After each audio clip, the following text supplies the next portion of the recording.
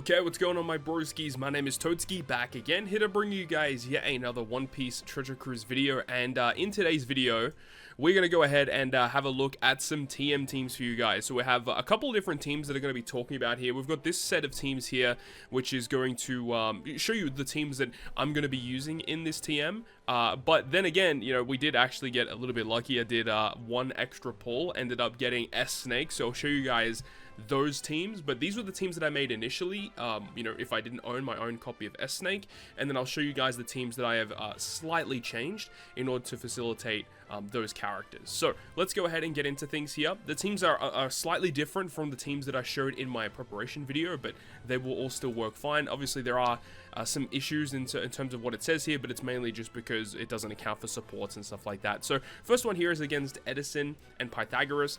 The obvious way to get through this is by using the most recent super evolution of the Grand Feast free-to-play Vegapunk. He will, as a captain, you know, deal with 2 turns of special bind. His special deals with 6 turns of special bind, totaling for 8. And then he also removes this. But if you don't have him super evolved, it actually makes it much more difficult to clear.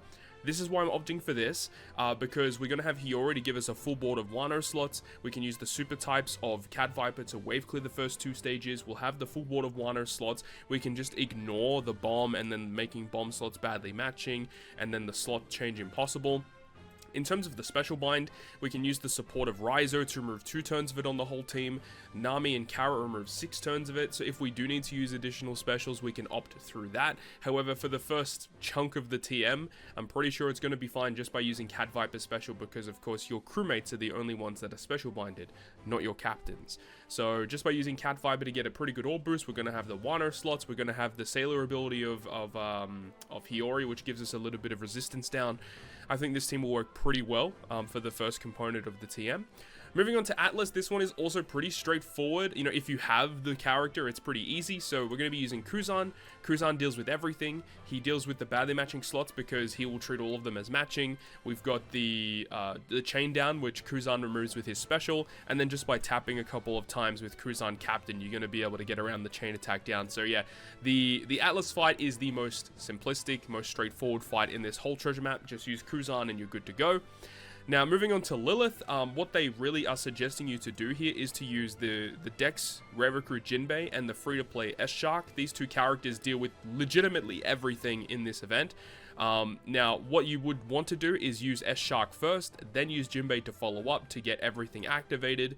Jinbei also gives you damage reduction to deal with the death hit. The rest of the characters here are just to get through it. We've got Vista for wave clear in the first 2 stages. We've got Frankie as the main captain here. You can replace it for whatever you want. You could use the Usopp, the Dex, you know, Memories Usopp if you really wanted to. And then I'm using the Vegapunk here, the free-to-play one, just because we can use S-Shark to become the captain. Then we can use his super type to get an attack boost for the characters on the crew, because we do have Vegapunk on the team. However, it's not really required to do that. It's just an option. If we get deeper into the event and I need an attack boost from something, he can provide that for us. And that's basically it. So, you know, the S-Shark and Jinbei are carrying this one pretty hard. Moving on to Shaka. So this one is the most tricky of the fights, but what I opted to do here is because we're dealing with special bind and special reverse, I'm just going to use Halloween Ace. Halloween Ace, for those who don't know, he does deal with 10 turns of special bind and 10 turns of special reverse, and his captain ability gives minus 2 turns of cooldown with limit break expansion, so lots of cooldown, deals with everything very comfortably. He does boost int, fighter, and shooter characters, so we predominantly want to be running those types of units. We've got Brook on the team just to wave clear the first 2 stages, shouldn't be too tricky.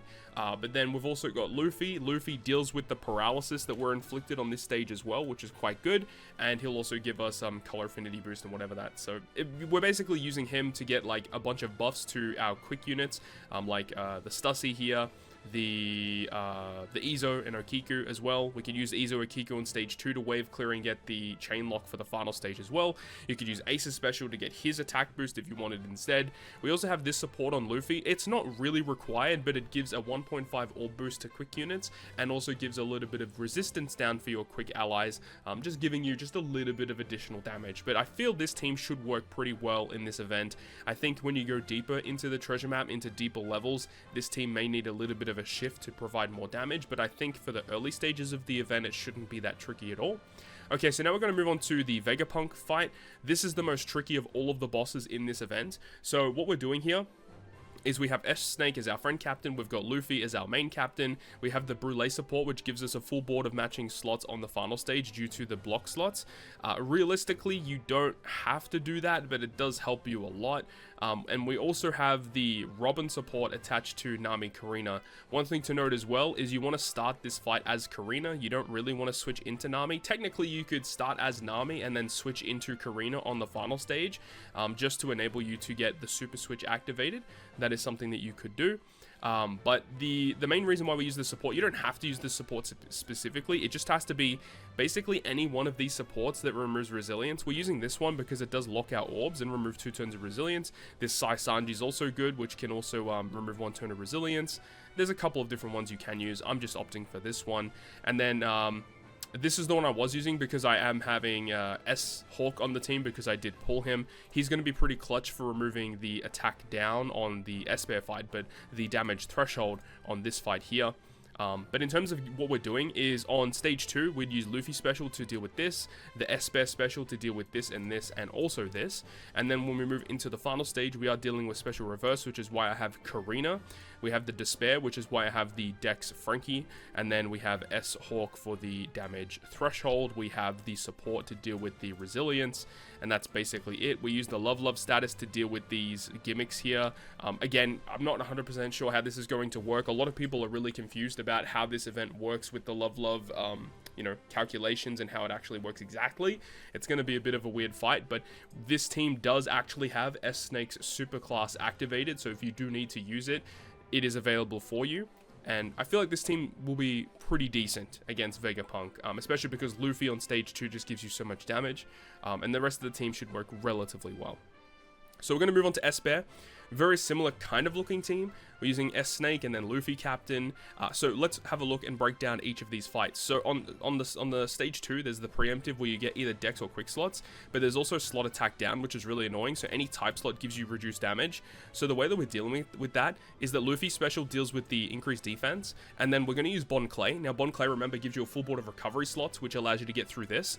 And we can also change his type and class, so you can change it to either like a strength unit, or you can change it to a quick unit, because it looks like the final stage is quick. Stage 2 looks to be dex apparently, so that's interesting. So you can change his type to whatever you want, but then the support of Mr. 1 deals with the 4 turns of Rainbow Shield, so that works perfectly. So Luffy and Bon Clay deal with all of this stage completely. When you move into the final stage though, there is going to be some special reverse to your top row. However, now that I'm looking at it, you really don't need to worry about it, because you got to remember that S-Snake with her captain ability does deal with special reverse completely on herself, and you use Luffy on stage 2. So your captain's being special reversed actually doesn't matter, so you don't really need to use Sakazuki to deal with the special reverse. We have S-Hawk to deal with the attack down. We have the S-Snake. Her special will deal with the increased defense, and S-Snake's super class will deal with the damage nullification. So this actually should work pretty well. We have S-Bear just because he gives us more points, but as I said, you know, Sakazuki doesn't need to be here. You could literally replace him with whatever you want. So if you don't have like one of these supports, you can replace it for something else that gives you more damage there. We have the Frankie support on Luffy just to give us an attack boost on stage 2, but Luffy already gives so much damage anyway, it's probably not required. So these are the teams that I was initially going to use. However, we got pretty lucky and we ended up pulling S-Snake from one additional multi-pull that I did earlier this morning. So let's go over to the teams here, and these are my own personal teams that I have built in game right now. Most of these teams are pretty much exactly the same as what you guys have just seen. So we have the exact same team versus Edison and Pythagoras. Moving on to the Atlas fight, once again, essentially the same team. Moving on to versus Lilith, again, pretty much is the same team, no changes real here. However, when we get to the Shaka fight, the only real difference is I took out the rare recruit Stussy and I put in rare recruit Frankie instead, because when we get to the versus Vegapunk boss fight, this is what we're doing here. So we have Karina once again dealing with like the special reverse and also dealing with the resilience via the Robin support. We've got S-Bear just because he gives us more points. S-Snake and double S-Snake of course is going to help us out a lot. S-Hawk with his abilities. And then we've got Stussy on here just because it kind of helps out with giving an attack boost if we need it.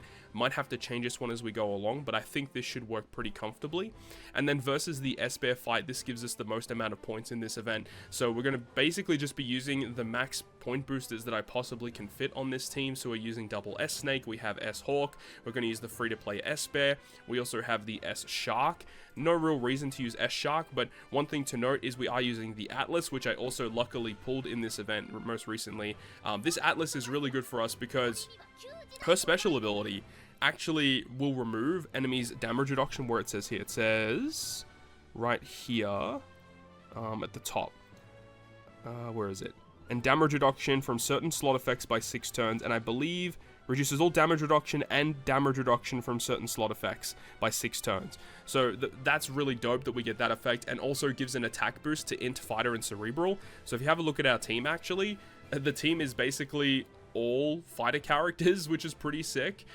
So the fact that we can use Atlas on stage 2, it removes the Rainbow Shield, it removes the slot attack down, even though we can use the super class of S Snake to deal with that. Get a full board of tandem slots is not a big issue, but then also getting an attack boost on top of it. So Atlas works perfectly. Atlas also can be one of the units you can use to trigger S Snake's super class, so it literally just works perfectly.